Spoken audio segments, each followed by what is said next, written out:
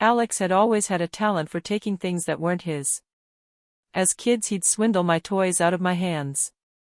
In high school he drained my college fund because his future needed it more. But this time he crossed a line I couldn't ignore. He emptied my life savings, $127,000 I'd scratched and saved over 5 years of double shifts and skipped comforts. It was a quiet Tuesday when I realized. I logged into my bank out of habit and saw zeros where my nest egg used to be. At first I blamed a glitch. Then I found the transfer record, one payment, one recipient. Wedding venue deposit, Crystal Lake Manor. My fingers trembled as I called Alex. He picked up as if nothing catastrophic had happened. "Oh, Emma noticed," he said, almost amused. "I was waiting for that call." "That was my money," I managed. My voice broke. "How could you? How did you get into my account?" "Mom gave me your details," he said. "Remember you made her your emergency contact? She thought she was helping. Jessica and I need a proper venue. Her family expects certain things. We can't cheap out." My stomach dropped. Mom, always Alex's favorite, had helped him steal from me. "You have to give it back," I said. "Too late," he replied coolly. "Non-refundable deposit. Besides, what were you going to do with it? Open that little cafe you keep daydreaming about?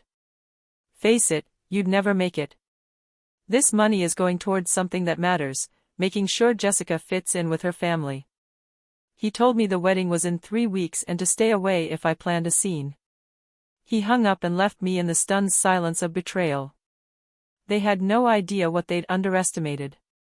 While everyone else thought I was clinging to a naive cafe dream, I'd quietly been building a business of my own.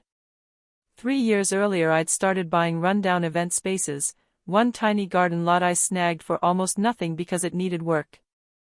I poured nights and weekends into renovating, learned the ropes, and slowly added venues. I kept my identity behind an LLC, Preston Ventures. I never told my family.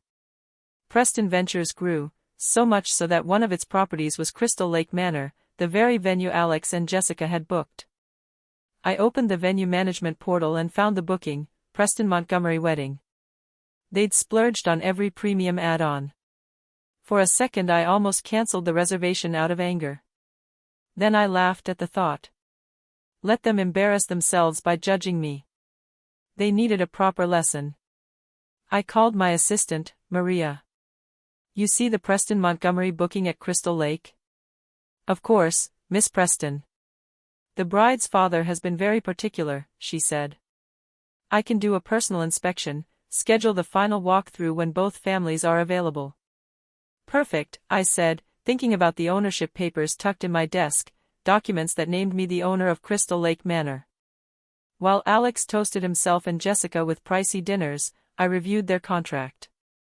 They'd signed the top-tier package, nearly $200,000 worth of venue and services. Let them keep celebrating.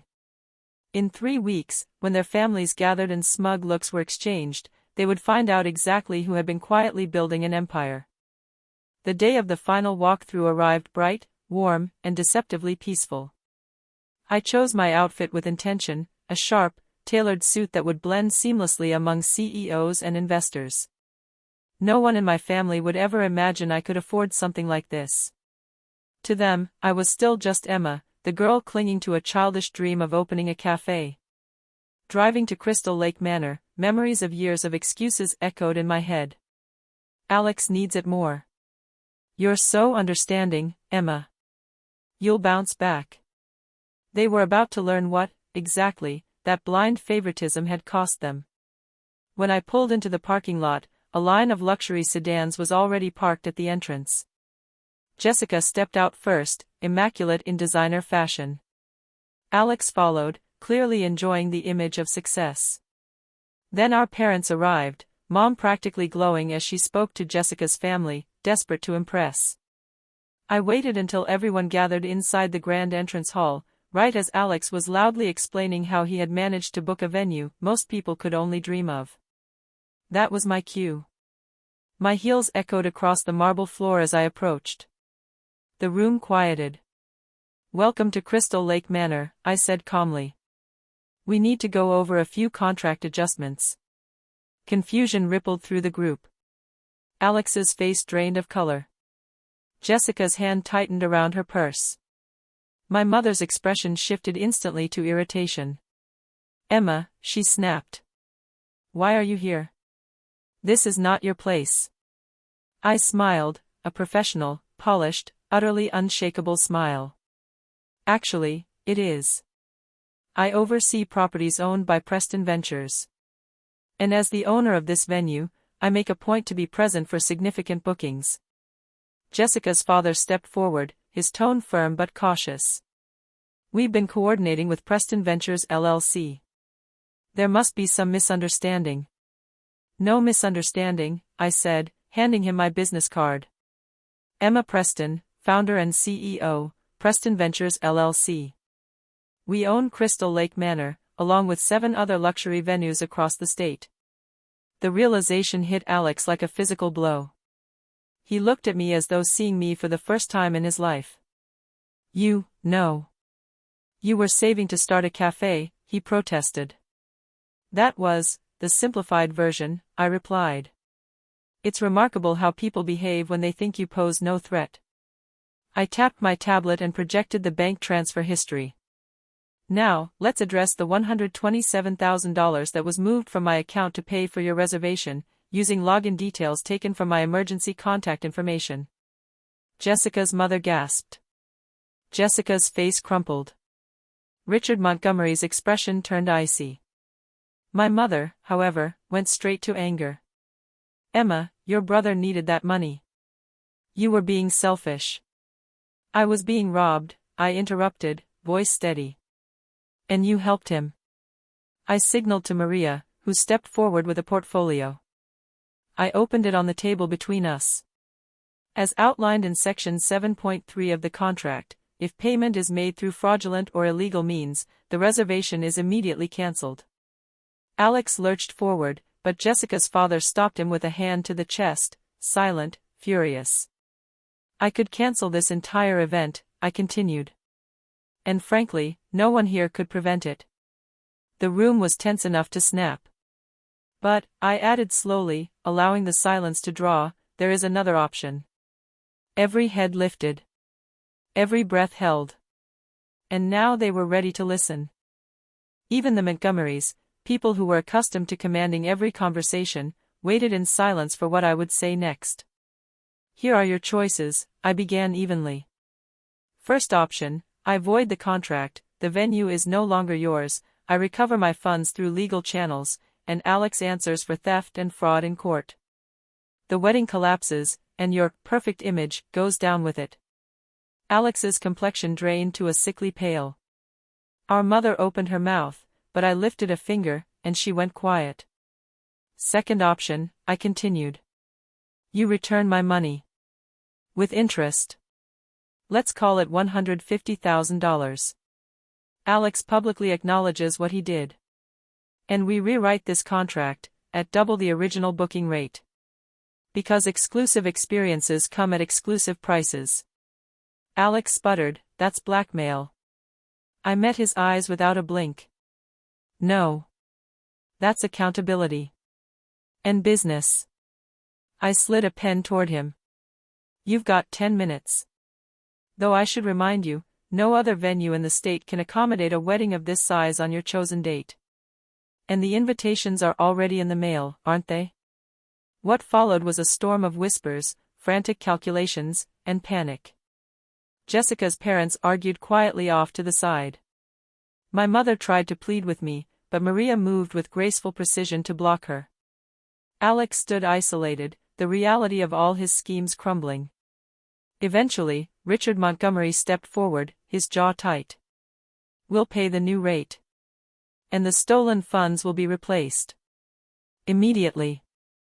"Wise decision," I said, producing a revised contract and placing it before them. "Everything is detailed clearly." They signed, though not one of them looked comfortable. Jessica's gaze lingered on me, part startled, part respectful. She had thought she was marrying into influence. She hadn't realized who held the real power. "One more note," I said once the last signature dried. "This is Alex's final chance. If there is ever another attempt to take what I've earned, legal consequences will be immediate and public." Alex couldn't look at me. Good. Let the memory sting every time he even thinks about entitlement. "The wedding will continue as scheduled," I said, closing the portfolio. "But remember this, real success isn't about borrowing someone else's status or stealing someone else's work. It's about building something of your own." I stepped toward the exit, then glanced back. "And, Alex? You once told me I'd never accomplish anything." I smiled. "Next time, check whose name is on the deed before you speak." The wedding proceeded, but the atmosphere was tense. Corners were cut, upgrades removed, and the warmth the Montgomerys once had for the union cooled noticeably. The shine was gone. A week later, my mother attempted to apologize, insisting she was only doing what was best for her son. I responded through my attorney, along with documentation of every dollar Alex had helped himself to over the years and a notice that any further financial involvement would result in legal action. Meanwhile, the story made its way through the upper circles. Not as scandal, but as respect. Bookings surged. Investors reached out. Within a year, I acquired 3 additional venues. Sometimes, I still pass Crystal Lake Manor at night. With its lights reflecting on the water, it looks peaceful, steadfast. That entrance hall holds one of my proudest memories, the moment I stepped fully into my own power. Alex and Jessica's wedding photo hangs in the gallery, just like every other couple's. But theirs is displayed right beside my first business license and the original deed to the property. A reminder. The most satisfying revenge isn't about destruction. It's about elevation. The last I heard, Alex was working in a mid-level role at one of Jessica's father's companies, no real influence, no promotions in sight. The Montgomerys never quite forgot how their prestige was built on stolen money. As for me, I'm still expanding. Still rising. And now, no one underestimates me.